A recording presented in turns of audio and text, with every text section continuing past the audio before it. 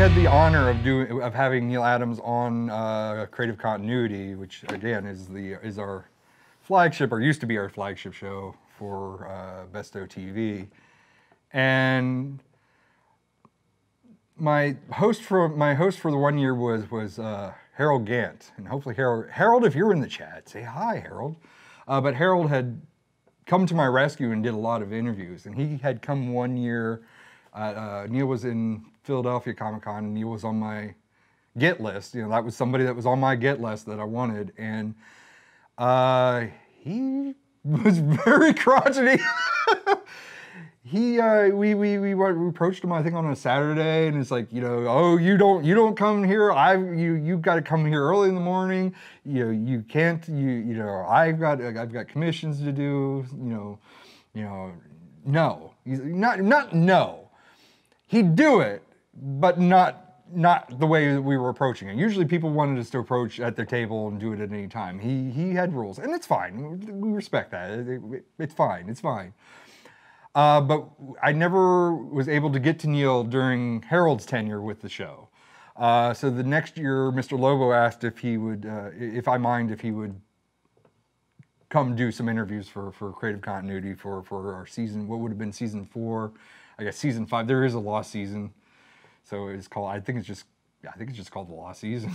So I guess what technically it would be 5th season. I don't know. But our 4th season was with Mr. Lobo, and he was at Baltimore Comic-Con, and I warned Lobo. I was like, Harold and I tried to get this guy. He's going to he will bite you. he will let you know what for. And we went on a Friday, but it was late. We ended up like everything. By the time we lined up who we wanted to interview and everything for the day, that by the time we got to him, it was at the end of the day. And I think we were trying to use the end of the day to our advantage, where it's like, well, at the end of the day, maybe he's less busy than, you know, coming at, you know, in the middle. I mean, opportune is the morning, but, you know, maybe we could get a pass at the end of the day. And yet, nope. he spanked us. Not literally in the non-literal sense. And told us, you know, you have to be here in the morning, he has commissions, so on and so forth. So we tried to clear it with him. We're like, okay, we're gonna come back, we'll be back on Sunday. We'll be here first thing in the morning, you'll be the first interview, will you be okay with that? Yeah, all right, I'll be fine. We were there early, hoping to get him, and we got there, and there's this huge line outside the building on a Sunday. And it was like, why is there this huge line? What's going on? So we park the car, and we go get in there, and yeah, apparently there was like a grease fire in the kitchen or whatever, and like they had pulled everybody out. And so it was I think we waited a while before we could get in there. And of course, press was the last people to go into the convention center. We kind of had the feeling where it was like, well, press was first to go in, that we'd probably be in there reporting, well, here's the empty convention center, nobody's here, you know. So as soon as we could get in, as soon as they cleared us and stuff, we went in and we went right to Neal Adams' table, and he's like, nope, you know, you were supposed to be here in the morning and you weren't here, and you know, I've got commissions to do, and like, we're like, look, man, there was a fire. Nobody was in here. There was not a person in here. And we finally got him to break down, and he's like, oh, all right.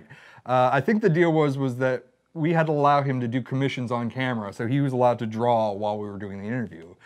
And the one thing that I kind of learned, I think George Perez was kind of the same way, where it's like, they didn't want, you know, a lot of these creators, they don't really want to talk about themselves. They want to talk, you know, they want to talk about their friends in the industry or anything else, but they don't really, like, they don't want to have the spotlight shined on them. And kind of like Neal was kind of the same way. And we just recently did an interview with another comic artist, and he's pretty much like confirmed the same thing, where it's like, you know, not only, he doesn't really necessarily like talking about his own thing, but when he worked with Neal, it was kind of the same way.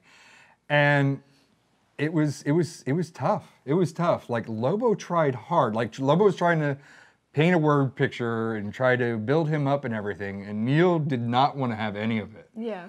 And he didn't want it. He wanted to talk politics, which was like a no-go for us. He wanted to talk about anything but And finally, like, I could feel like I could feel the tension. I'm behind the camera and I'm like, oh, we're gonna walk away with no interview.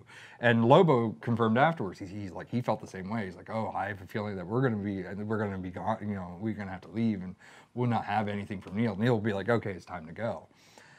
And the tension got so tight to one point where, like, and it's in we have an outtake reel, and it's in our outtake reel. And Neal looks at Lobo and he's like, if you don't ask me a question, and he's like kind of winding up, and I'm like, oh shit, am I gonna get a shot of like Neal Adams decking Lobo on camera?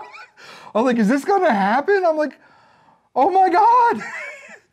And he's like kind of winding up, and he's like, if you don't ask me a question, I'm gonna tickle you. And that's like, I'm behind the camera like, tickle you? And Lobo's like, okay, and he goes like this, and Neal goes over and he just starts tickling him. And after that, it was this downhill. He was the most easiest guy to work with afterwards, but it was just that barrier. You had to get through that initial barrier to get to him, and it was we did, you know, it was a learning experience. It was a fun experience working with him. As far as George Perez, like I said, George Perez pretty much flat out told me no. But that show, we were doing an interview with Stan Lee, and like I said, that was like the origins. That was like kind of year one for creative continuity for Bestow TV. And we had Stan Lee, and I think at that time my mindset was like, we got Stan Lee. Like, I don't know what I would do. Like, my head would explode if we got Stan Lee and George Perez at the same time. It was just, so I didn't push it. But then my thought was like, oh, well, George Perez is at a lot of conventions. There's always time. And unfortunately, there's not always time. So we did not have George Perez on camera, but George Perez was a super nice person. I met him a couple times after the fact. He used to quite frequent Dragon Con, and you could always see him, even Dragon Con or any of the cons. He was always on the con floor, walking around, talking to fans, getting pictures. When they would do photo shoots at Dragon Con, you know, his big thing. So if you don't know, George Perez was like the long-term artist for Justice League, Avengers, Teen Titans, books that you would know him from. He did Infinity Gauntlet, which is a big deal. That's Infinity War. Everything that's Marvel right now was all based on that. One of my favorite covers, so it's probably my second favorite cover after the Wolverine cover, is the George Perez with Thanos, and he's got the gauntlet, and then you see the light shining off the gemstones, and each division, each bar is a different Marvel scene. So there's like Spider-Man's like down here, and like Captain America's over here, and I think the top part is like Thanos's like grinning face. That's George Perez. A lot of people will probably recognize like Crisis on Infinite Earths. There's Superman holding the dead body of Supergirl. That's George Perez. That's his artwork. So when the groups would get together and they would do their photo ops, so they would do like the Justice League group, they would do the Teen Titans group, they would do the Avengers group.